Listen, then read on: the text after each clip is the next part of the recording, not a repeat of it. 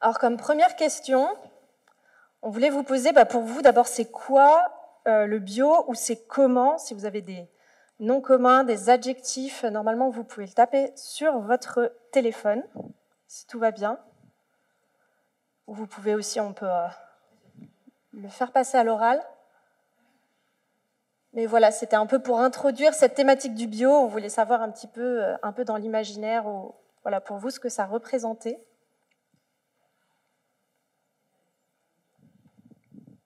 Donc, soit les personnes sont timides, soit... Ah, ok, ah ouais, c'est parti. Voilà. On a plein, donc sans intrants chimiques, c'est un label naturel. Donc, on a de nouveau sans chimie.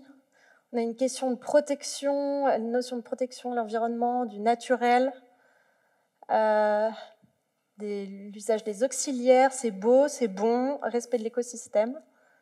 Je pense qu'on a pas mal. Je ne sais pas si quelqu'un aussi veut rajouter son téléphone interne pour ceux qui n'avaient pas leur téléphone. Okay. Et c'est difficile techniquement, c'est cher. On pourra revenir là-dessus. Ok, bon, on voit quand même que c'est une question de naturel, de nature, de bon, sans herbicides, un peu cher, mais qui permet de protéger l'environnement et qui est qualité. Je pense que... Ok, merci pour votre participation. Ça se rajoute encore. Alors, je passe à la question suivante. Alors, attention, est-ce que tout le monde est prêt? J'attends les joueurs.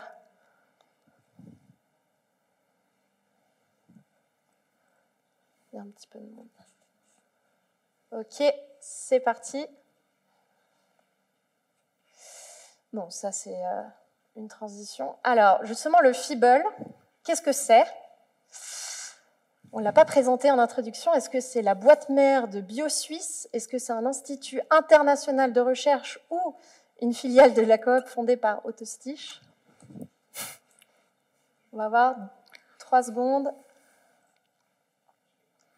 Et oui, on a fait donc un institut international de recherche. Donc non, ce n'est pas la boîte mère de BioSuisse. Bravo, il y a quand même une large majorité de bonnes réponses. On va passer à la question suivante.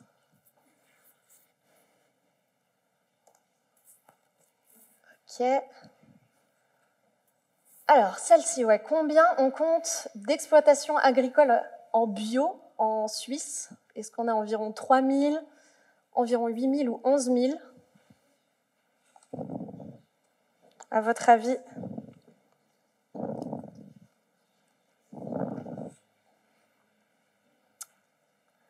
Ah, alors là, c'est beaucoup plus partagé. Ok, donc on est en fait environ à 8 000 exploitations agricoles sur l'ensemble du territoire. C'est en fait 2 fois plus qu'il y a 20 ans. Donc il y en a beaucoup plus et ça représente environ 18% des surfaces agricoles en Suisse. Alors il y aura une partie... Oui? Vous dites environ. Du sol?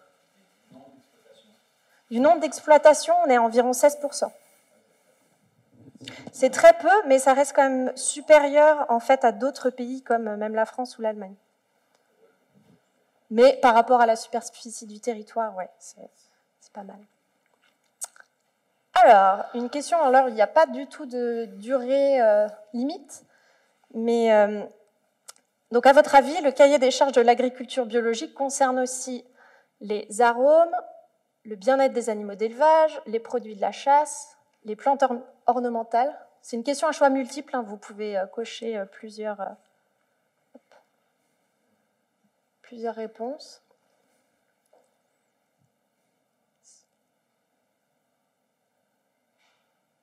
Ok, on voit clairement que le bien-être des animaux d'élevage est vraiment en tête. Ok. Je pense que tout le monde a répondu. Bon, je prends ça pour un oui. Et donc en fait, ça concerne les 3 éléments, sauf les produits de la chasse qui sont donc des animaux qui ne sont pas élevés. Donc on ne peut pas avoir un cahier des charges précis sur l'alimentation et les conditions d'élevage. Donc ça ne les concerne pas. Et une autre question à choix multiple sur ce que proscrit l'agriculture biologique. Donc l'usage d'organismes génétiquement modifiés, l'usage de pesticides, la présence de résidus de pesticides sur le produit, l'usage d'hormones de croissance, la culture hors saison et ou la culture hors sol.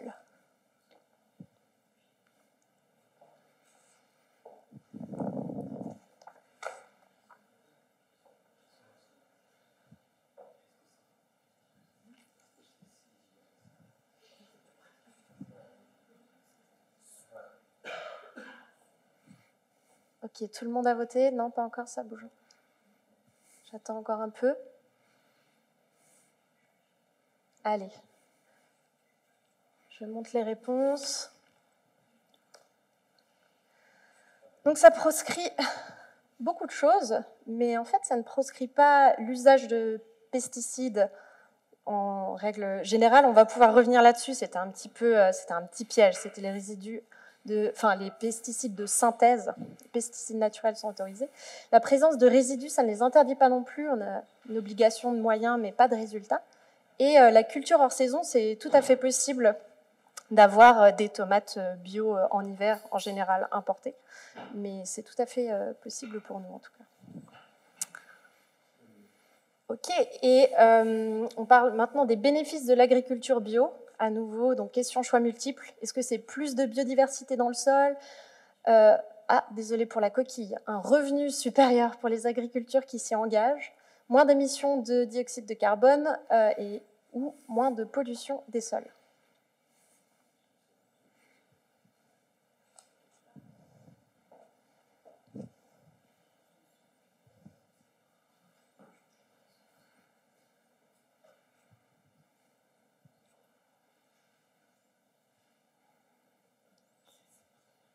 Alors, on aurait pu encore donner plein d'options possibles. On a essayé de limiter quand même un petit peu. Allez, je laisse 2 secondes. Alors, les bénéfices, ouais, il y a beaucoup de choses, mais en fait, on va le voir ensuite avec Raphaël, mais le revenu supérieur pour les agriculteurs qui s'y engagent, c'est pas forcément si évident que ça. Donc, on va revenir là-dessus, mais ensuite, on pourra aussi parler de la biodiversité dans le sol, des émissions de carbone et de la pollution des sols qui sont réduits avec l'agriculture bio. Ok, alors nous avons des gagnants dans ce quiz. Ok, on a des... Bon, bravo Mathéo, Clippy, Claude et BVA pour cette première partie de quiz. Donc c'était notre première partie. Je vais laisser ensuite la parole à Raphaël pour la suite. Il a une présentation pour revenir là-dessus. Bien, on va effectivement poursuivre. Donc je vais vous présenter l'agriculture biologique en Suisse romande, ou en Suisse on va dire. Mais quand même quelques spécificités romandes. Et puis, je vais vous parler d'agriculture biologique, mais d'agriculture aussi, parce que finalement, derrière beaucoup d'enjeux, on retrouve quand même l'agriculture ou les agricultures. Donc, je ne viens pas ici en tant que porte-parole d'une agriculture en particulier, mais bien pour vous présenter ce qu'est l'agriculture biologique, mais aussi sa place parmi les autres agricultures. Voilà, il y avait la question du FIBEL. Qu'est-ce que c'est que cet acronyme? Alors, c'est Forschungsinstitut für biologischen Landbau. Donc, ça place bien la chose. C'est un institut de recherche de l'agriculture bio qui, effectivement, est très germanophone dans son histoire, mais qui a une place en Suisse romande un peu renforcée, je dirais, au niveau de la recherche depuis 2016, mais depuis plus longtemps dans la pratique agricole avec des paysannes, des paysans bio en Suisse romande qui se sont lancés dans ce type de pratique il y a bien longtemps. Voilà, donc on va parcourir quelques-uns de ces sujets par rapport à la question est-ce qu'on a une filiale de la COP, de Stostich en particulier? Non, mais c'est vrai que la COP joue un rôle important, certains le savent, d'autres pas. C'est vrai que la COP s'est engagée à commercialiser les produits bio avant la Migros, hein, on est quand même dans ce duopole. Migros revient maintenant et intègre aussi davantage l'agriculture bio suisse. Et Otto Stich, c'est vrai que ça a été quelqu'un qui était dans les gens qui ont poussé à ce que l'agriculture bio apparaisse dans le commerce de détail à plus large échelle. Voilà pour le petit truc. On reparlera aussi de la naissance de BioSuisse. Donc la présentation, on va squeezer, il y aura de temps en temps des quiz, des fois des éléments de présentation. L'idée, c'est de vous présenter brièvement le FIBEL, l'agriculture bio sous l'aspect label, mais on passera surtout aussi un bon moment sur ce qu'est la recherche, quels sont les enjeux en Suisse romande en particulier, les consommateurs. Oui, oui, oui.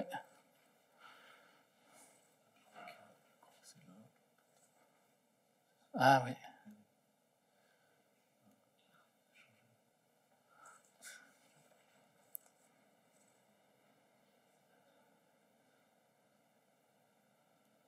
Ah oui, je n'avais pas vu. Oui, d'accord. Très bien, merci.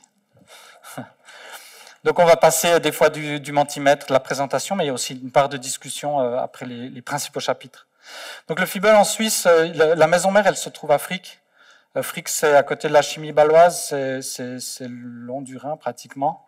Donc en Suisse, c'est pas un institut allemand. Beaucoup de gens pensent que le FIBEL c'est un institut allemand, mais c'est un institut bien suisse.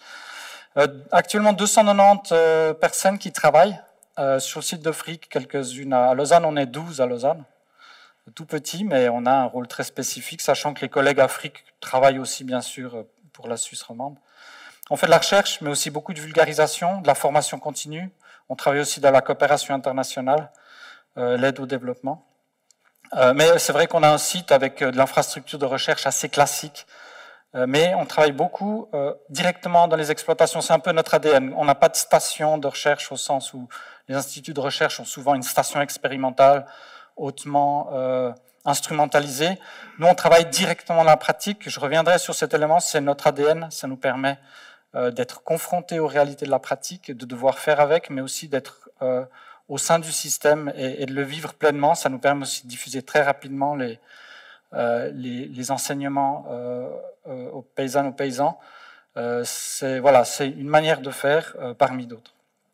Et puis FIBEL, c'est effectivement un groupe qui est devenu international. De la Suisse à SME, il y a FIBEL en Allemagne, FIBEL en Autriche, il y a FIBEL UMKI. Alors en Hongrie, pour des raisons politiques, ils n'ont plus le droit de s'appeler FIBEL Hongrie. Maintenant, ça s'appelle UMKI, mais ils sont toujours dans ce groupe FIBEL. FIBEL France, qui a été fondé à peu près en même temps que le département suisse romande à Lausanne, en 2016. Et puis il y a FIBEL Europe, parce qu'il faut aussi exercer un jeu au niveau des instances européennes, que ce soit au niveau de la recherche, mais du développement de l'agriculture biologique. Donc c'est un mélange de recherche, de vulgarisation, mais aussi de force de proposition, politique ou sociétale, on va dire. Voilà ces éléments. Et au niveau international, on a des activités sur toute la planète. Donc c'est vrai que c'est un groupe qui est le principal groupe de recherche bio en Europe, mais aussi à l'échelle planétaire. Et puis, juste parler des finances, parce que c'est vrai qu'on est un institut privé, donc on fonctionne par projet, donc on doit aller chercher sous nos financements. Il y a quand même un effort qui a été merveilleux de la Confédération, qui a renforcé le financement de base. On a un mandat de prestation avec la Confédération. En 2015, on recevait 6,7 millions sur les 23, et puis maintenant on en reçoit à peu près 15 millions sur les 39 au budget. Donc il y a une quote-part qu'on doit assurer via des financements privés qui proviennent, alors bien sûr, de projets financés par le public, par les organismes publics, par les cantons. On a des financements aussi par l'Union européenne sur des projets. BioSuisse nous finance, Copemigro également, et puis il y a différentes entreprises. Donc voilà, ça c'est un peu notre manière de travailler. Donc c'est une exigence, on doit travailler par projet, on doit monter nos projets, aller chercher nos salaires, mais il y a quand même un socle de base qui nous finance les infrastructures, le fonctionnement de base, un peu moins la recherche, mais aussi la vulgarisation quand même, et les infrastructures. Voilà sur cet aspect un peu économique. Et il y a ce département suisse romand. Notre mission, elle est assez simple, on est 12. On fait de la recherche, de la vulgarisation, on fait venir les collègues de Frick pour nous accompagner en Suisse romande. Le but, c'est d'accompagner le développement de l'agriculture bio, mais de travailler aussi avec l'agriculture conventionnelle par rapport à des enjeux comme la réduction des produits de traitement, des phytosanitaires. C'est un accompagnement qu'on fait dans les cantons. Et ça, c'est un point important. 12 personnes, ça nous permet d'avoir une personne par thématique. Donc, il y a une personne dans les plantes, une personne pour la production animale, on a une personne vétérinaire, on a quelqu'un dans les sols, quelqu'un en sociologie, en économie, on a une vétérinaire. Et la dernière personne qu'on a engagée, c'est quelqu'un dans les sciences alimentaires, ce qui nous permet de passer de la fourche à la fourchette. Donc c'est une petite équipe multidisciplinaire dans un bâtiment à Lausanne entre la gare et le lac.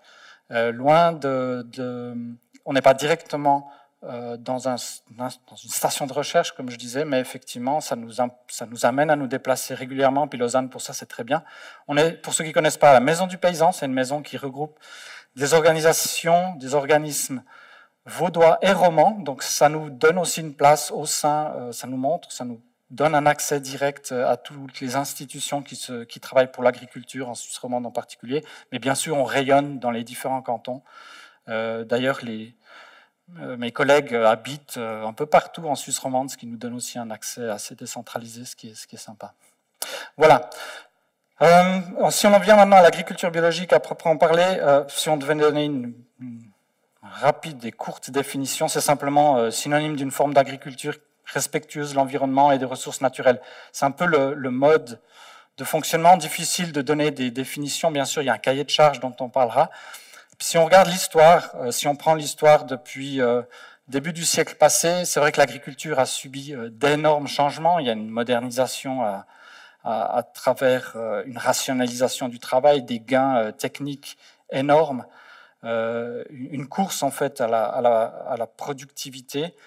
Et puis parallèlement à ça, il y a effectivement des mouvements qui sont nés pour proposer d'autres voies de développement de l'agriculture. Alors, il y en a connu, Rudolf Steiner, l'anthroposophie, il y a Mina Hofstetter et puis Hans et Maria Müller qui ont plus travaillé en Suisse sur des aspects développement d'une agriculture. C'était des gens vraiment dans la pratique qui faisaient de l'expérimentation bio, qui essayaient de développer quelque chose. Et ces gens ont commencé à se fédérer, à créer des labels. Donc on a un certain nombre de labels, dont Demeter, Bioterra, par exemple, qui concernent surtout la partie germanophone et puis, ou internationale. Puis on a Biofarm aussi. Et puis en Suisse romande, on a Progana, qui est plutôt d'influence française, avec aussi des gens qui proposaient une agriculture biologique organique. Et ça, c'est en fait la phase des pionniers début du siècle passé.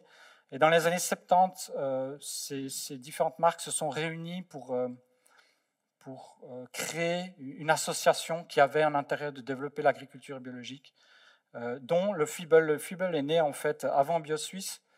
C'est pas la maison mère de BioSuisse, c'est l'une des maisons mères donc de BioSuisse, FIBEL, qui s'était en fait installé il y a 50 ans, l'Institut a 50 ans, pour faire de la recherche, de la vulgarisation sur l'agriculture biologique. Et puis, ces institutions se sont rassemblées pour créer un label, mais surtout un cahier de charges. Pour que finalement ce mouvement soit perçu par le monde politique, il a fallu créer un cahier de charges, et c'est la naissance de BioSuisse, avec son cahier de charges sur lesquels je reviendrai. Je viens rapidement sur les principes de l'agriculture bio, dans les grandes lignes. Il y a une réglementation qui est complexe, elle est accessible, ça montre un peu ce qui est rassemblé dans ce label, c'est énorme, ça touche à tout, finalement, de la fourche jusqu'à la fourchette. Donc c'est un label qui concerne autant l'agriculture que la transformation, mais aussi les importations. Et ça, c'est le portail où on retrouve toutes ces informations et qui concernent la pratique. Et puis il y a une réflexion de base, c'est le cycle, la ferme, c'est l'élément central, c'est l'élément vivant, tout est réfléchi à l'échelle de l'exploitation en reprenant les éléments de la ferme comme la famille agricole et son domaine. On parle de nutrition des plantes, l'interdiction des engrais chimiques. Pour ça, on doit avoir des substitutions. Ce sont les engrais organiques notamment. On travaille aussi sur la manière d'organiser les cultures. On doit gérer les mauvaises herbes puisqu'il y a une interdiction des herbicides avec des moyens mécaniques, ou beaucoup de travail manuel aussi. La protection phytosanitaire, interdiction des pesticides de synthèse, mais pas interdiction des produits qui ont une action contre les organismes qu'on ne veut pas, d'où la réponse à la question, oui, l'agriculture bio utilise des pesticides d'origine naturelle, de nature différente, mais ceux-ci ne sont pas issus de synthèse, avec toute une stratégie en fait de protection des plantes, et la détention des animaux aussi, avec des bases de détention qui visent à renforcer le bien-être animal, qui est un élément important parmi d'autres dans le domaine, pas d'OGM, etc. Et puis voilà, ça c'est l'évolution de l'agriculture bio ces dernières années. on voit qu'il y a un accroissement considérable. On est à 18% des surfaces et des domaines en bio actuellement en Suisse. Une croissance très très forte qui stagne actuellement, mais si on regarde le développement de ces dernières années, c'est énorme. Voilà, on a des chiffres, 17-18%. Avec quelques cantons pionniers, les Grisons ont fait un pari politique à l'époque, ils l'ont tenu. Le Jura aussi s'était engagé dans cette direction en faisant un calcul et une volonté d'avancer. Et puis les cantons qui rattrapent, ici par exemple Genève, qui avec certains domaines ont décidé aussi de passer en bio. Voilà pour cette première partie. Et puis je te passe la parole, Nina. Donc si pour les personnes qui sont arrivées un peu plus tard, vous pouvez rejoindre le quiz qui est sur menti.com avec un code qui est indiqué en haut.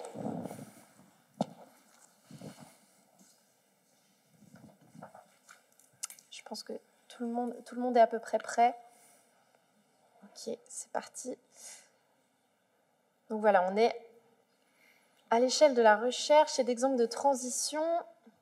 Donc, ah oui, là, on vous demande aussi, à votre avis, justement, on parlait des différents facteurs qui peuvent aussi influencer sur la mise en place de l'agriculture biologique. À votre avis, déjà, c'est quoi les freins pour l'agriculteur pour passer au bio? On vous demande, voilà, selon vous, ce que ça peut être. Alors, la taille des exploitations. Ok, le reste d'une ou deux ou trois saisons manquées, donc des pertes de récolte. Peut-être un blocage générationnel. Est-ce que c'est une question de génération? Oh là, c'est bon, ça arrive. Peur du changement, marché saturé, insécurité économique, souci de productivité, une question de coût, des frais de changement, tout en devant maintenir une demande de production forte. Ok, donc on est entre des freins économiques et aussi des freins plus liés à la peur du changement, si j'ai bien compris. Ok, on pourra y revenir juste après. Alors, on va passer une question. J'attends encore quelques secondes. Ok, c'est parti.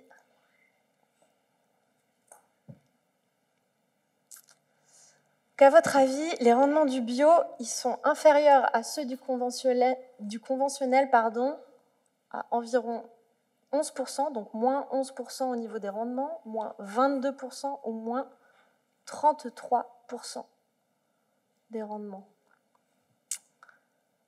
Ah, alors c'est assez équitablement réparti et la réponse est de 22%, c'est une moyenne qui va masquer des disparités assez importantes, il me semble, selon les types de cultures. On pourra revenir là-dessus, mais en effet, ça fait des rendements assez inférieurs. Ok, alors je passe à la question suivante. Alors oui, il faut forcément, il y a toujours une période de transition pour une exploitation agricole pour passer du conventionnel au bio. Donc avant de pouvoir dire je suis bio, est-ce que l'exploitation doit être en place pendant 1 an, 2 ans, 3 ans, 4 ans? Tout le monde a répondu. Et donc c'est 2 ans de période de transition avant de pouvoir se revendiquer bio. Ok, on continue. Alors, on l'a abordé juste avant, on va voir si vous avez bien retenu en fait. Le canton qui est le plus avancé en matière d'agriculture bio, alors en proportion des surfaces agricoles, ça a été évoqué avant.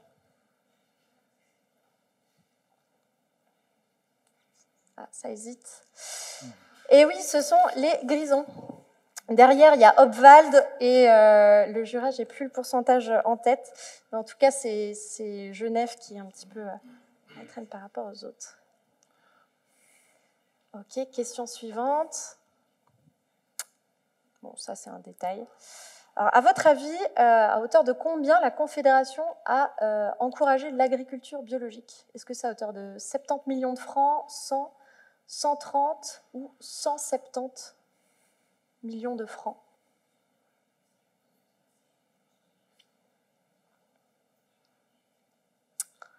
Et c'est 70 millions de francs. Donc, j'ai fait le calcul, ça fait à peu près 2,5% du total des paiements directs qui sont versés chaque année pour les agriculteurs, sur 2,8 milliards de francs qui sont versés chaque année. Et alors, au niveau des résultats, on va afficher ça. Alors, il y a des personnes qui se sont fait coiffer au poteau.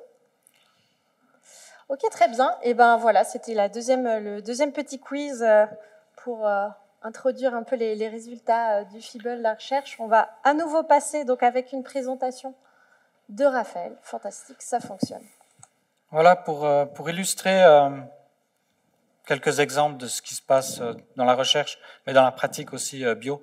Je vais prendre quelques thématiques pour parler. Là, c'est un champ de céréales rustiques, céréales anciennes. On fait des essais très pratiques, des essais en bande, c'est pas des micro-parcelles très compliquées, c'est vraiment des essais en bande dans la pratique. Et là, on voit différentes variétés de céréales. Puis là, on fait des mesures. On a souvent beaucoup de jeunes qui s'intéressent à l'agriculture bio, qui font des stages chez nous. On double l'effectif pendant la saison. On voit qu'il y a vraiment un réel engouement. Et puis ces céréales, c'est souvent dans un contexte d'agriculture de proximité. Non seulement il y a la production de céréales, des variétés anciennes, des variétés locales, avec un moulin, et puis à la ferme, et parfois aussi le boulanger à la ferme, ou des gens qui sont paysans, meuniers, boulangers. Il y en a très peu, mais c'est des exemples qui montrent très bien de nouvelles voies de développement d'une agriculture. Mais bien sûr, ça concerne des cas très particuliers, des niches. On doit continuer à produire des céréales sur de grandes surfaces pour rendre le blé accessible à tout le monde, bio aussi. Si quelqu'un veut s'intéresser à l'agriculture bio, finalement le mieux c'est de prendre ce livre magnifique, Le théâtre de l'agriculture, qui date de 1600. C'est écrit un peu en vieux français, ça prend du temps mais on s'y fait assez vite. Il y a de nombreuses pages, c'est un pavé, mais comme l'hiver commence, on a tous le temps. Chapitre 1er, le fondement de l'agriculture et la connaissance du naturel des terroirs que nous voulons cultiver. C'est les bases de l'agriculture bio. On commence souvent par le sol, puisque finalement le sol nourrit la plante et les animaux. Et ça, c'est un point important. Donc vraiment un magnifique ouvrage qui nous inspire encore aujourd'hui dans la recherche. Un des éléments... Un domaine de recherche, en particulier le sol, il y a un essai qui est emblématique du FIBEL, qui date de 1978, qui est l'essai DOC, qui compare le système conventionnel avec l'agriculture biodynamie, donc de type Déméter, et l'agriculture bio-organique de type bio-bourgeon, avec du conventionnel.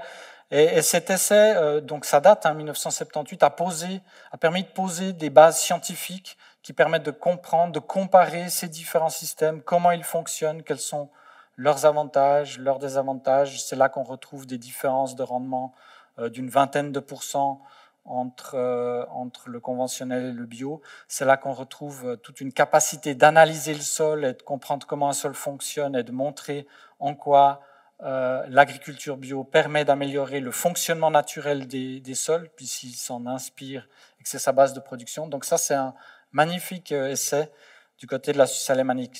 C'était important de le mentionner.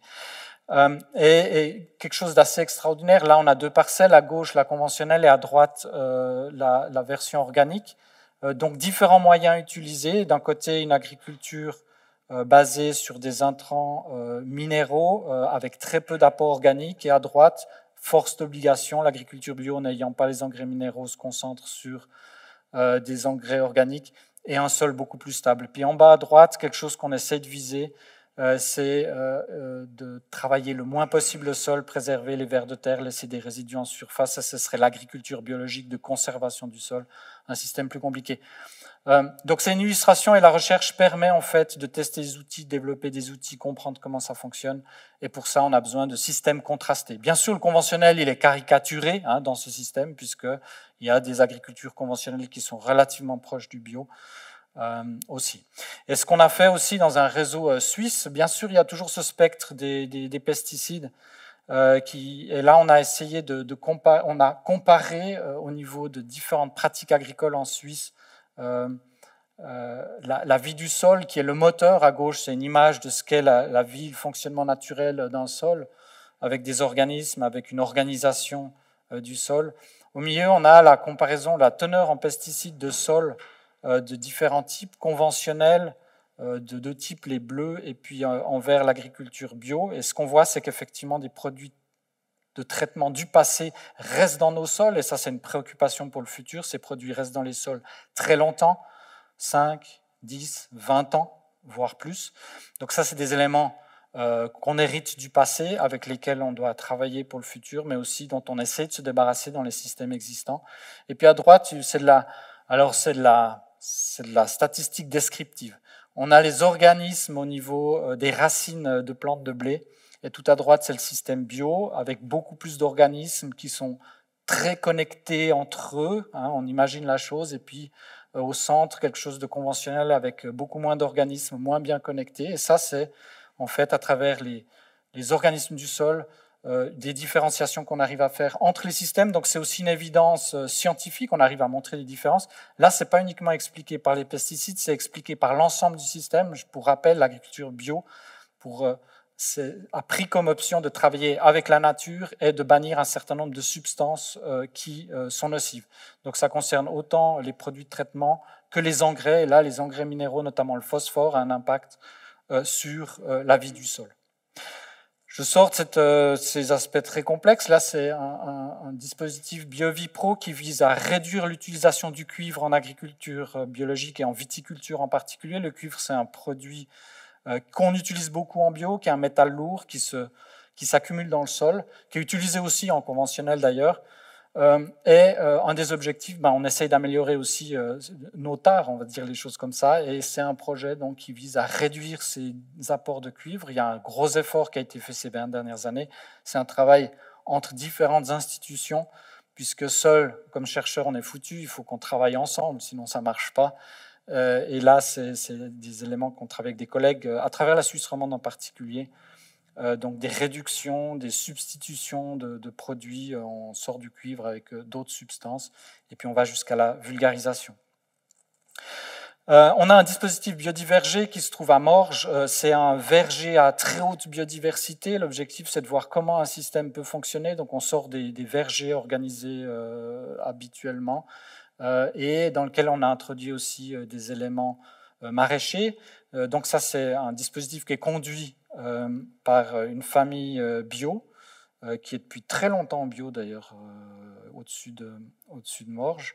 Et là, on étudie les différentes fonctions, comment ça fonctionne ce système, avec un volet en permaculture, un volet plus classique de verger variétal bio, on compare différentes variétés de fruits. Et ça, c'est du travail à long terme où on rassemble différents chercheurs pour caractériser et chercher à comprendre. Peut-être dans un modèle futur, en fruits, on a de la peine à avoir des surfaces importantes en bio. On a encore un produit qui, au niveau de la consommation, reste difficilement accepté à partir du moment où il y a quelques tâches. Sur les pommes, le consommateur il a trop été habitué à certains standards. Mais ça, on y arrivera. Une autre manière d'aborder, ça c'est dans les grandes cultures, la diversité, c'est de mélanger les espèces. D'habitude, on a un champ de blé, un champ de pois, par exemple. Et puis l'objectif, pourquoi pas mélanger les choses, ça permet d'avoir quelque chose de plus diversifié. Aujourd'hui, on mélange par exemple la févrole, c'est cette grosse graine à droite, à gauche, avec du blé, dans un but d'avoir des protéagineux et des protéines qu'on pourra utiliser d'abord comme fourrage, c'est ce qu'on fait aujourd'hui, mais demain comme aliment protéique, ça c'est l'alimentation de demain, on sait dans quelle direction on doit aller. Donc passer du fourrage à l'alimentation, mais pour l'instant on est dans le fourrage, et puis de mélanger parce qu'on a un avantage. Un simple avantage, c'est que le blé attire très, très peu d'abeilles, la févrole a une magnifique fleur, il y a beaucoup d'abeilles comme ici, et dès qu'on associe ces deux espèces, on a un champ avec beaucoup d'abeilles. Mais il y a beaucoup d'autres avantages qui sont possibles. Donc l'objectif, c'est de complexifier, ça permet aussi de mieux résister aux effets du climat. Certaines années, il y a une espèce qui ira mieux que l'autre, et puis au fil des années, finalement, un peu tout s'équilibre. C'est un peu une manière simplifiée de montrer ça. C'est un projet européen sur lequel on travaille aujourd'hui. Élevage des veaux sous la mer, ça c'est très beau. En fait, un des objectifs, c'est de repenser la manière de détenir le bétail. Et puis, une des manières de faire, c'est de garder, premier élément qu'on peut envisager, c'est de garder le veau avec la mère. Et d'avoir toujours des vaches qui produisent du lait qu'on va utiliser pour la transformation, tout en ayant le veau à côté qui va prélever une partie du lait qui ne sera pas commercialisé, etc. Donc, c'est des enjeux économiques, bien sûr, mais c'est aussi des enjeux de comment est-ce qu'on veut détenir le bétail. C'est des visions futures, hein, mais il y a déjà des fermes qui pratiquent de cette façon et qui ont les veaux avec la mère. C'est très beau, c'est bucolique, mais il y a bien sûr des enjeux économiques et il y a surtout des enjeux de transition. On ne passe pas du jour au lendemain à ce type de système, c'est un travail sur 5-10 ans qui est important et qui doit être accompagné, mais qui doit aussi être promu par la pratique. On a aussi bien sûr de la technologie en bio, on ne la refuse pas. Ici, c'est un robot qui désherbe. Il y en a eu un à Genève il y a 2 ans dans la betterave. Un robot qui sème, il sait où sont les graines et après il désherbe en fonction de la position de chaque graine pour ne pas bousculer la plante en devenir, la betterave. Donc c'est aussi ça l'agriculture bio, on ne se refuse pas des nouvelles technologies, tout en ayant souci de garder la main-d'œuvre familiale, de préserver des gens qui travaillent dans l'agriculture, parce que c'est aussi un élément sociétal important. Les microfermes, c'est un élément bien connu, on travaille sur la permaculture, sur les microfermes, ces petites entités qui viennent un peu bousculer l'agriculture habituelle, bio y compris, avec des nouvelles propositions de travail, de travailler sur des petits lopins avec une autre valeur produite et d'autres fonctions. Ça, c'est un point d'accompagnement important qui appartient pas qu'à l'agriculture bio, mais qu'on voit régulièrement en bio. Et puis voilà, ça c'est notre réseau. On travaille, comme je disais, dans la pratique. Et puis dans les différentes thématiques, à gauche les grandes cultures, au milieu les cultures spéciales et à droite un peu moins dans la production animale, les sites avec qui on travaille, qui sont renouvelés chaque année. Transition. C'est un volet long, je ne sais pas où on en est au niveau du timing, je crois que ça joue. La transition. C'est vrai que l'agriculture biologique, alors quand je suis passé en bio, il y avait beaucoup de motivations. On a vu quelles sont les motivations du monde agricole, de la pratique de passer en bio. Il y a de multiples motivations. Et c'est chaque fois une démarche individuelle. Et c'est ça qui est intéressant. Donc il n'y a pas qu'une réponse. Mais parmi les réponses, c'est vrai que un certain nombre de personnes y voient une nécessité de faire évoluer l'agriculture comme les autres secteurs économique ou de la société. Et il y a un élément sur lequel on est impliqué aussi en tant qu'institut de recherche, ça concerne les limites planétaires. Si on regarde, certains connaissent peut-être ce type de graphique, on a largement dépassé les limites de ce que la planète peut supporter au niveau d'un certain nombre d'éléments. Et beaucoup de ces éléments sont vraiment en étroite relation avec l'agriculture. Donc l'agriculture a une part de responsabilité au sens où elle peut amener des solutions. Bien sûr, la société les porte avec le monde de la pratique, ça il ne faut pas l'oublier.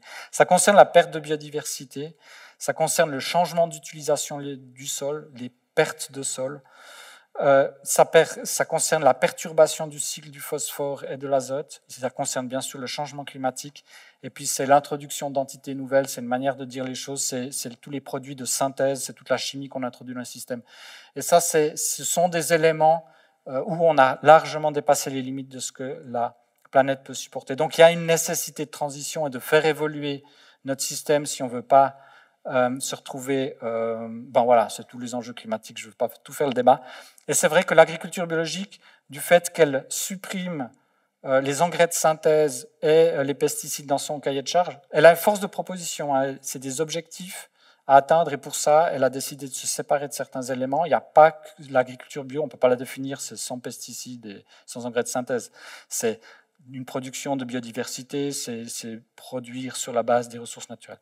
Mais du fait qu'elle se passe de ces éléments qui sont très gourmands en énergie et qui sont polluants au niveau de la planète, eh bien, l'agriculture biologique peut contribuer à réduire ces dépassements du système planétaire. Donc c'est des éléments sur lesquels on travaille beaucoup dans nos projets et finalement qu'on retrouve dans la pratique sur lesquels on essaie de travailler. Donc si je compare certains éléments en transition, l'intensification écologique, c'est une manière de Là en haut, on a le système conventionnel, on accentue beaucoup la production sur des moyens, et puis avec beaucoup d'effets sur l'environnement, c'est ce qu'on appelle les externalités négatives. Et puis si on veut faire de la transition, le but c'est de se baser surtout sur les ressources naturelles et sur le fonctionnement de la nature pour réduire ces externalités négatives et favoriser plutôt le système biodiversité par exemple, tout en produisant.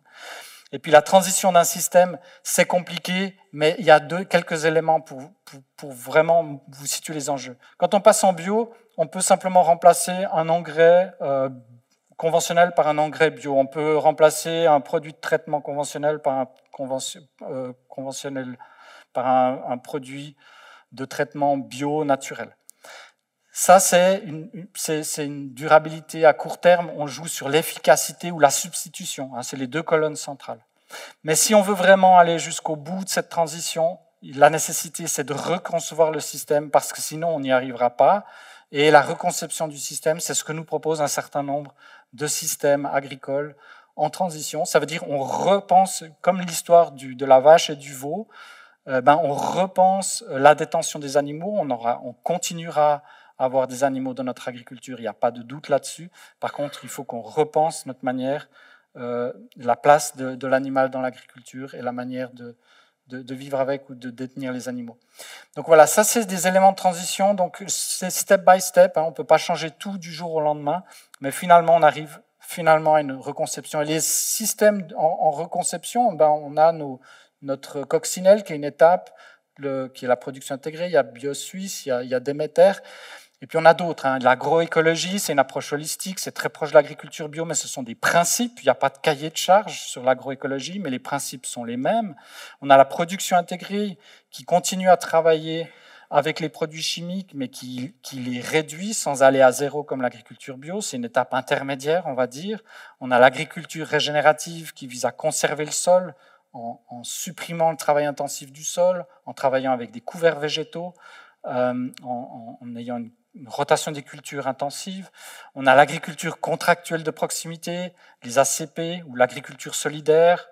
En France, ça s'appelle les AMAP, qui est aussi un contrat entre les consommateurs et le monde agricole. Et puis on a l'agriculture sociale, qui est un accueil à la ferme, et c'est toujours très proche de gens pour les intégrer, les réintégrer dans la société. Ça, c'est aussi un élément qui est dans la transition et qu'on retrouve régulièrement dans l'agriculture bio quand on va dans les fermes.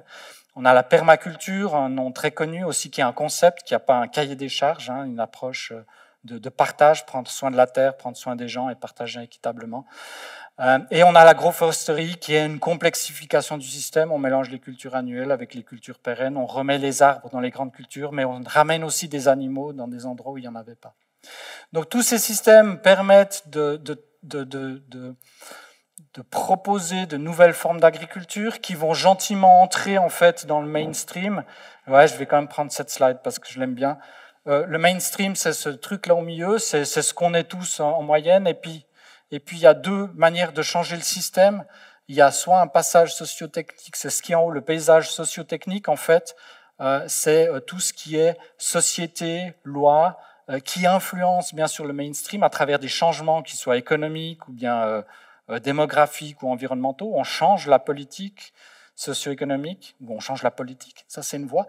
Puis une autre manière, ce sont les niches d'innovation, et là on retrouve davantage l'agriculture bio, qui sont des gens en marge du mainstream, qui sont des pionniers, qui ont des nouvelles propositions, dont on sait qu'un jour ils vont essaimer et dont le mainstream va récupérer des éléments. Et c'est ça qui est intéressant finalement dans l'agriculture bio aussi. C'est pour ça qu'on travaille beaucoup ensemble, c'est la contribution que l'agriculture bio peut donner au mainstream. On est à 20% d'agriculture bio, il y en aura plus d'agriculture bio et elle va gentiment en partie s'intégrer dans le système. L'objectif, c'est quand même toujours de garder des niches d'innovation par rapport aux enjeux qui évoluent. Et ça, c'est un des enjeux pour la recherche, mais aussi pour les pionniers, c'est de rester toujours avec une idée d'avance pour anticiper les problèmes de demain. Voilà pour cette partie transition. Elle est complexe, elle est passionnante. Ça fait partie aussi des discussions qu'on a souvent, pas qu'au bistrot, en famille aussi, et je pense c'est important. Merci beaucoup. Alors là, oui, comme on est vraiment à l'échelle du consommateur, on voulait savoir un peu tâter le terrain, savoir si vous êtes clients réguliers de produits bio. Donc on va généraliser un petit peu tous les labels.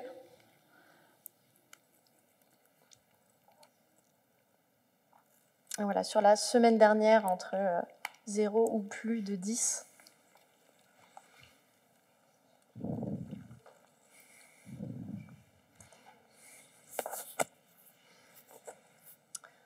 Ok, on va s'arrêter là. Donc, d'accord, on est plus sur entre 3 et 5 produits par semaine. C'est assez équitablement réparti, même si on a quand même une forte présence au milieu. Et qu'est-ce que vous achetez le plus souvent en bio? Lorsque vous en achetez, évidemment.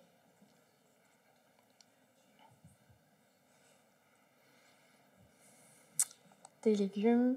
Bon, en sachant que c'est 1 personne sur 2 en Suisse qui achète des produits bio, je crois, régulièrement, ou en tout cas plusieurs fois par semaine. Ça fait quand même beaucoup de monde. Donc surtout des légumes, des gnocchis, c'est très spécifique. Des œufs, yogourts, tofu également, donc plutôt fruits, légumes. Des œufs, les poires, c'est le best. C'est pas mal. Ok, je propose qu'on s'arrête là. On voit qu'il y a quand même une certaine diversité, en tout cas produits céréaliers, produits laitiers, légumes, fruits et œufs. Le lait aussi.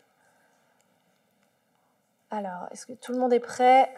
Je pense qu'il y en a qui se rajoutent. Très bien. Je passe à la question.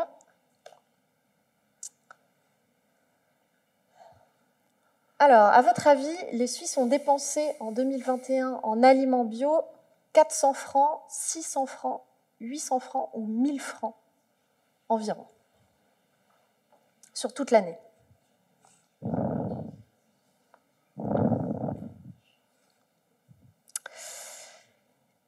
Et c'était 400 francs.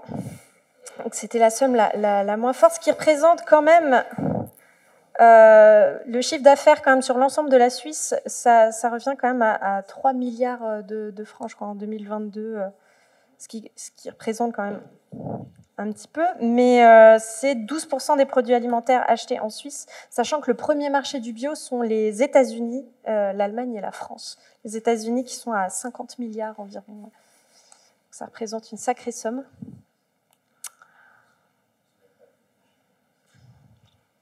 Alors, pour la prochaine question.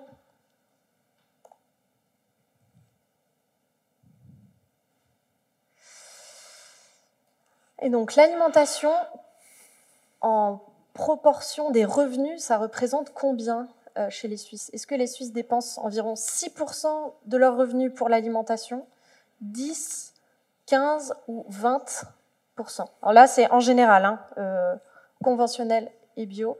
Et ouais, c'est environ 6% des revenus.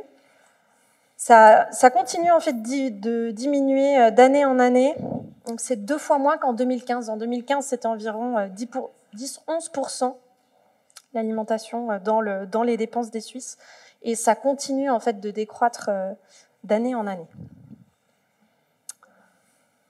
Alors là, on ne voit pas du tout bien en effet à l'écran, mais sur le téléphone, ça doit mieux s'afficher. Remettez dans l'ordre les labels du plus exigeant au moins exigeant. On l'a abordé un petit peu avant.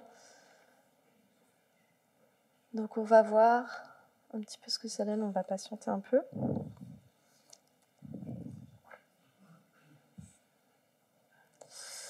Bon, ça n'a pas l'air de bouger. J'ai l'impression que tout le monde est d'accord sur le fait que Déméter est le plus exigeant. Ensuite, il y a Bio Suisse, la feuille Bio européen et IP Suisse après, ce qui est tout à fait exact. C'est ça, Raphaël?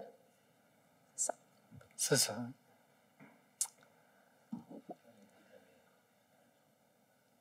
Petite dernière.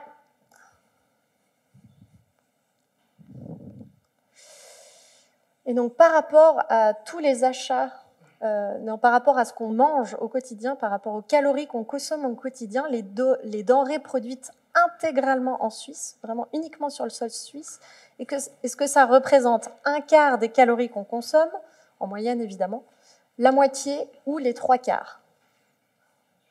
Okay.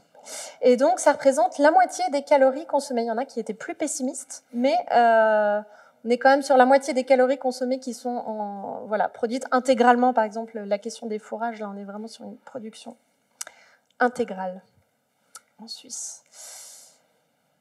Et voilà, il y a forcément la slide des résultats qui s'affiche. Et on va voir.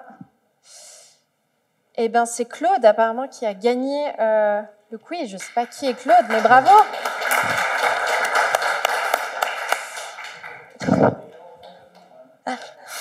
C'est qui, Claude? On ne saura pas qui est Claude. La personne est humble. Ah d'accord, j'avais pas vu. Bravo. Et voilà, donc c'était pour la dernière partie du quiz. Et à nouveau, je laisse la parole à Raphaël pour la suite de la dernière partie de la présentation, donc à l'échelle des consommateurs et de l'alimentation. Merci. Effectivement, on a dit qu'on allait jusqu'à la fourchette avant l'apéro. Oui, c'est un élément important, hein, le rôle des consommateurs, notre rôle hein, comme citoyens, et souvent on le néglige. Et dans la recherche agronomique, on a souvent travaillé dans l'agronomie, l'agriculture, etc. On a un problème d'approche, c'est qu'en Suisse, en particulier, on a un office de l'agriculture, un office de l'environnement, un office de la santé publique, il n'y a aucun office de l'alimentation. Et pour que ces entités se mettent ensemble pour avoir un projet commun, c'est très très difficile. Et peut-être qu'il faudrait songer. Et de même, dans la recherche agronomique, il y a très peu de place pour les gens des sciences alimentaires. Et ça, c'est quelque chose qu'on doit faire absolument évoluer. Au FIBEL, on essaye d'aller dans ce sens-là en intégrant des gens qui viennent de ces sciences-là pour aussi apporter une autre perspective. C'est ce qu'on a essayé de faire aussi à Lausanne. C'est un 12e du staff, ce qui est proportionnellement énorme par rapport à d'autres institutions. Voilà. La notion de qualité en bio, essayons d'aller plus loin que les bio, c'est sans pesticides. C'est un projet qui n'a, entre guillemets, par rapport au mouvement bio, qui n'a pas de sens. On a d'énormes progrès qui sont réalisés sans pesticides aujourd'hui. Dans des serres, on utilise des organismes qui permettent de lutter contre les ravageurs. On se passe de produits de traitement parce que toute l'atmosphère est très contrôlée. Bon, l'agriculture bio interdit la serre parce qu'elle fait une proposition d'avoir une agriculture dont les racines se trouvent en pleine terre. Mais c'est vrai que la notion de pesticide, elle évolue dans les exigences qu'on a. Et le bio est un peu prisonnier de cette vision. L'agriculture bio, c'est une agriculture sans pesticides. Parce qu'elle est force de proposition aussi par rapport à l'environnement, par rapport à des notions de durabilité, par rapport à la place de l'humain dans l'agriculture. Par rapport à la santé, oui, effectivement, mais finalement, durabilité et qualité sont des notions quand même qui se chevauchent. On a parlé de ces labels, juste pour rappeler, il existe plein de sites internet qui permettent de clarifier ce qu'il y a derrière ces labels. N'hésitez pas à les utiliser, il y a une jungle de labels. Et là, on a une pyramide qui présente les différents labels, leurs équivalences par rapport à leurs exigences. Et c'est vrai que les prescriptions écologiques requises, c'est ce que propose la Confédération comme base. C'est ce que a décidé le peuple, le contrat avec l'agriculture suisse. Il y a des exigences de base, de prestations écologiques. Et après, on ajoute des exigences liées à des labels. Donc certains labels correspondent simplement au minimum légal et d'autres labels ajoutent des exigences supplémentaires avec au sommet effectivement Demeter ou bien CAC Freiland qui s'occupe davantage de détention des animaux, ou des LINAT, davantage de biodiversité, et on retrouve les autres labels plus connus. Ces exigences, au niveau consommation, c'est vrai que là, il y a aussi il y a une part de marché très, très variable au niveau des produits consommés. Mais il y a un truc qu'on n'a pas oublié. Une ferme qui fonctionne correctement, elle ne peut pas produire que des œufs et du pain. Une agriculture, je veux dire, il n'y a pas que des poules et des céréales. Dans une ferme, il y a des céréales, il y a des oléagineux, il y a des protéagineux, il y a de l'herbe, il y a des animaux, etc. Et si on regarde effectivement la part de marché, les parts de marché par rapport aux différents biens de consommation, eh bien là, on rate encore le coche. Donc on a un manque en fait de consommation ou de labellisation. Hein, ces produits existent, mais la part de viande et de poisson bio, ouais, disons écartons de poisson chez nous, mais la part de viande est finalement trop faible par rapport à ce que demanderait le fonctionnement d'une agriculture telle qu'elle est aujourd'hui combinée entre végétal et animal. Et il s'agirait en fait d'avoir un équilibre un peu plus intéressant entre ces différentes branches de production. C'est un peu simple de prendre que le filet de bœuf puis d'oublier les autres morceaux. De même, c'est un peu simple de se concentrer que sur certains produits et d'oublier les autres si on veut avoir une agriculture qui fonctionne sur différentes productions qui sont chaque fois complémentaires. Et puis voilà, le micro, c'est vrai que c'est les deux gros morceaux. Vous m'entendez? Ça va? Ouais, ok. C'est les deux gros morceaux, mais c'est une réalité. Hein. Où est-ce qu'on va faire nos achats? Il y a effectivement des possibilités d'aller directement à la ferme, pour ceux qui en font l'effort ou qui ont la possibilité. Et puis il y a Coop Migros qui joue ce jeu. On ne peut pas les ignorer. Il dit que la loi, on sait toutes les difficultés liées à la juste rémunération de la production, de l'agriculture. Ça, c'est un vaste débat. Et puis, effectivement, on constate que Coop a joué un rôle important et Migros est en train aussi de participer. Et voilà, on peut s'intéresser à la grande distribution, on peut s'intéresser au marché direct. Ça, c'est aussi un choix personnel et c'est un choix important. Et surtout qu'on constate une stagnation au niveau de la vente directe à la ferme qui, quelque part, fait souci. On a eu un magnifique engouement pendant le Covid. Qui s'est vraiment essoufflé, et ça c'est quand même par rapport au monde agricole qui fait un effort de s'approcher des consommatrices-consommateurs, et ben finalement il y a un retour en arrière qui est assez inquiétant. Pour rappel, un yogourt bio, c'est pas qu'une question de lait bio, c'est pas qu'une question voilà, puis un yogourt bio suisse, c'est aussi des produits locaux, mais finalement ça va jusqu'au choix de l'emballage. C'est la détention de l'animal derrière, il y a un travail de contrôle. Donc c'est une multitude d'éléments qui font la qualité. Il y a souvent la question de savoir est-ce que le conventionnel et le bio sont différents, quelles sont les différences. Il y a des tableaux qui proposent des synthèses, toujours à nuancer, hein, mais voilà, des grosses tendances. On voit au niveau... donc en vert, c'est quand le bio est plus intéressant que le conventionnel par rapport à la qualité alimentaire. En gris, c'est neutre, et puis en rouge, c'est plutôt favorable au conventionnel. Il y a quand même pas mal de tendances assez positives en bio. Ça concerne notamment tout ce qui est métabolite secondaire. Les plantes bio fonctionnent un peu différemment. Donc je dirais sur les éléments principaux, généralement on a une très bonne qualité, surtout en Suisse où on a quand même une agriculture performante, très contrôlée, qui permet d'avoir très peu de différence. C'est plus au niveau des minéraux, des substances que les plantes émettent quand elles sont stressées. On parle de métabolites secondaires. Et bien sûr, les résidus de pesticides, il y en a dans les produits bio parce qu'il n'y a pas une cloche autour de chaque parcelle bio. Il y a une contamination, où il y a l'histoire derrière, mais des teneurs alors largement plus faibles qui doivent être admises, sinon on ne pourrait pas aller de l'avant. Donc voilà, on peut regarder ce type d'éléments, mais comme je disais, la notion de qualité, elle concerne aussi d'autres éléments. Et il y a 3 éléments, je dirais, dans la durabilité par rapport à la consommation sur lesquels on doit jouer par rapport aux enjeux futurs, et ça fait l'alimentation, elle reflète aussi ces éléments derrière. Si on continue effectivement à bouffer du terrain, on sera obligé par unité de surface d'intensifier pour produire plus, pour pouvoir nourrir la planète. Donc il y a un enjeu, c'est de garder suffisamment de terres cultivables, et à droite, à gauche, ce sont les surfaces. C'est les pertes de surface de l'agriculture suisse sur une vingtaine d'années. C'est considérable. On voit que tout ce qui est en gris, c'est le bâti, mais il y a aussi en vert des pertes de surface qui sont sorties du monde agricole. L'autre élément, c'est une concurrence. Ça, c'est un dessin mondial. C'est clairement la concurrence entre l'humain et l'animal.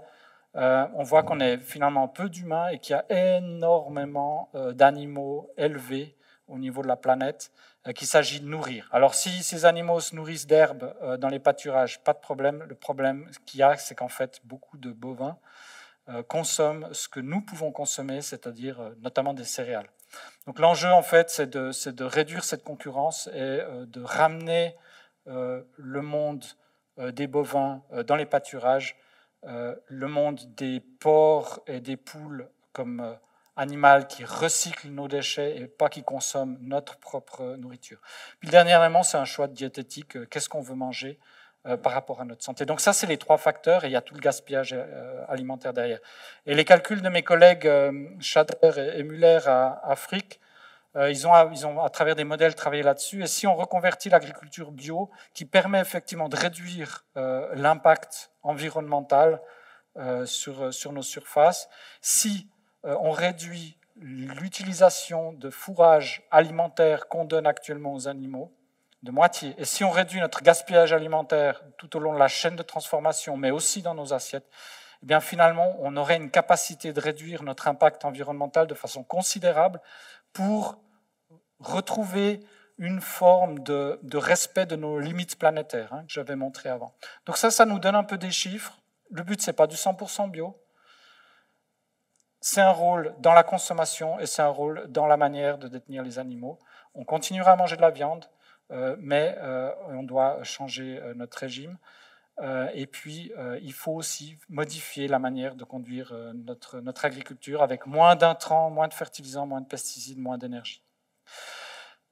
Et finalement, il s'agit de retrouver une forme circulaire de système agricole. Tout se tient finalement, l'animal et le végétal, il y a une complémentarité. Actuellement, on est en déséquilibre. Notre manière de nous nourrir, elle détermine aussi ce que l'agriculture produit. Et c'est de retrouver cet élément circulaire, et c'est ce qu'essaye finalement de faire, de proposer l'agriculture bio, quand on dit que le système de base, l'unité de base, c'est la ferme agricole avec sa famille. Eh bien, finalement, si une ferme fonctionne et que tous les produits peuvent être vendus, finalement, on retrouve une forme de production circulaire. Et ça permet aussi de respecter les cycles naturels qui dépendent du sol sur lequel on est, du climat, etc. Voilà, c'est un vaste sujet, je ne veux pas aller plus loin, mais simplement, il y a encore 1 ou 2 éléments, 2 graphiques que je voulais vous montrer. Je trouve génial. Wikipédia, si on regarde la définition de l'agriculture, je sors du bio, mais finalement, c'est bien aussi l'objectif. La définition de l'agriculture dans Wikipédia, c'est l'objectif de l'agriculture est la fabrication de produits végétaux ou animaux sur une surface exploitée dans ce but. Déjà, fabrication, ça fait mal aux yeux. Exploiter, ça fait très mal aux yeux aussi. Et puis, il n'y a qu'un truc. Et ce qui est quand même assez remarquable, et puis il faut le souligner, parce qu'on a quand même dans un pays qui, à ce niveau-là, s'est donné les moyens, de la politique agricole, l'Office fédéral de l'agriculture souligne le fait que l'agriculture produit d'autres prestations d'intérêt général. On parle d'agriculture multifonctionnelle avec différentes tâches. Et là, on retrouve la biodiversité, le paysage, l'approvisionnement du pays, bien sûr, et puis la biodiversité et les aspects environnementaux. Donc finalement, ce sont les enjeux qui nous incombent. Donc arrêtons de voir une agriculture ou de vouloir cantonner l'agriculture dans un rôle de production alimentaire. L'agriculture produit d'autres éléments. Elle est aussi garante de la qualité de l'eau, la qualité du sol, de la place d'une biodiversité qui est essentielle, sinon le système ne fonctionne pas. Maintenant, la question qui se pose, c'est quelle est l'importance qu'on veut donner à ces différents piliers? Et ça, c'est un enjeu politique, c'est un choix qu'on fait, et c'est aussi une nécessité de rémunérer pour ça. Donc c'est pour ça qu'il y a des paiements directs qui permettent de rééquilibrer les différentes fonctions de l'agriculture pour permettre aux agriculteurs de ne pas faire que de la production, mais aussi de produire des éléments que l'économie ne veut pas payer. Toutes ces externalités positives de l'agriculture, ou bien l'absence d'impact négatif de l'agriculture, finalement aujourd'hui, on a décidé de la payer à travers des prestations, à travers des paiements directs. On peut aussi se dire, mais finalement, pourquoi ne pas payer ça à travers un choix d'aliments, de production qui correspondent, qui inclut déjà à la base ce genre de fonction.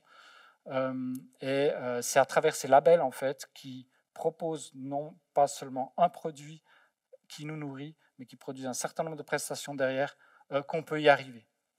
Voilà. Alors le dernier challenge, finalement, voilà, l'agriculteur, aujourd'hui, la multifonctionnalité, pour lui, c'est déjà compliqué. Il y a des poules, il y a des vaches, il y a du lait, il y a du foin. La politique arrive avec des grandes propositions, hein, la multifonctionnalité, c'est des paiements directs, ça permet l'épanouissement d'une agriculture, d'un système alimentaire durable, etc. Il faut des paiements directs. Maintenant, la question que j'aimerais vous retourner, c'est qu'est-ce que vous, la multifonctionnalité, quels sont les rôles que l'agriculture peut avoir pour vous et pour lesquels vous êtes prêts à payer? Il y a des mots-clés là derrière, je crois que c'est le dernier mentimètre. Quels sont pour vous? Petit appel du pied pour la technique. Allô, oui. Ouais, c'est ça. Voilà. Voilà, pour les personnes qui ont à nouveau leur téléphone mentimètre, et pour les autres personnes qui n'en ont pas, elles peuvent aussi tout à fait prendre la parole aussi avec le micro. Moi, je voulais quand même aussi, en attendant, revenir sur le fait que l'agriculture n'est pas qu'un secteur qui produit des aliments. Malgré tout, ce sont quand même des produits qui sont commercialisés, in fine.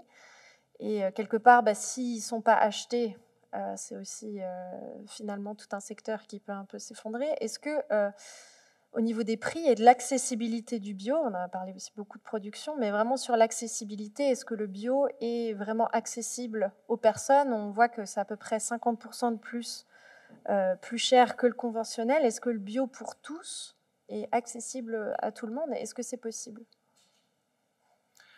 Ouais, vous avez peut-être vu le temps présent ces jours sur le sujet. La semaine dernière, ouais. Il y a différentes visions. Nous, on plaide pour que tout le monde ait accès à une agriculture, donc à des aliments qui sont sains, mais pas seulement pour notre propre santé à nous, mais pour l'environnement et pour tout ce que l'agriculture peut produire. Et s'il y a quelque part une injustice, c'est que seule une partie de la population peut se le permettre, mais je serais quand même critique, ose se le permettre, parce qu'on dit souvent que les produits bio sont trop chers. Moi, je pense qu'effectivement, c'est trop cher pour une partie de la population. Il y a aussi un choix de société. Il y a quelle est la place de l'alimentation dans nos loisirs. Un voyage pourrait aussi être remplacé par des bons repas à la maison. Donc là, c'est notre relation aussi à la nourriture. Si aujourd'hui on décide c'est 6% de nos dépenses. Mais voilà, et les loisirs, c'est énorme. C'est dommage qu'on n'ait pas le chiffre, je ne l'ai pas en tête. Mais il y a peut-être aussi un choix à faire. Donc ça passe aussi par ce type de questionnement. Alors moi, voilà, c'est pour ça que le débat, oui, le bio est trop cher, mais on ne peut pas parler que du bio est trop cher. On doit aussi considérer le prix de l'alimentation et quels sont les éléments qui sont couverts par ce prix. L'État dépense beaucoup pour l'agriculture. Une partie de ces sous sont captés encore par les autres intervenants. Et en sachant aussi que dans ce prix-là, je voulais juste mentionner ce que disait Temps Présent, en l'occurrence sur la marge brute des grands distributeurs, à savoir Coop, Migros, où on est sur des marges de brut de 162% pour les pommes bio, 247% en moyenne pour des carottes ou 200% pour des pommes de terre. Donc il y a aussi évidemment l'influence de la répartition des prix au cours de la chaîne alimentaire. Et là, effectivement, on a un gros problème, c'est que voilà, le bio, avant, c'était un tout petit secteur. Maintenant que le bio occupe une part plus importante dans la grande distribution, il s'agirait aussi de voir qu'est-ce que dans toute la chaîne, le bio doit payer. Pourquoi est-ce que c'est les produits bio qui doivent être emballés? Et pourquoi on n'emballerait pas finalement les conventionnels? Je ne sais pas. Est-ce que vous voulez réagir aux différents mots-clés déjà qui apparaissent, en attendant aussi s'il y a d'autres questions, si les personnes aussi veulent déjà prendre le micro éventuellement pour une question. Mais on est clairement sur la biodiversité, le paysage naturel, mais aussi de la qualité de vie, l'importance du social, le caractère équitable aussi, la proximité. C'est plein de bonnes choses qu'on souhaite pour l'agriculture genevoise. Un commentaire là-dessus avant une question? Il y a une présentation que j'aime bien des fois faire en début de présentation. Je montre un champ et puis je demande ce que c'est. Et puis c'est un champ très banal.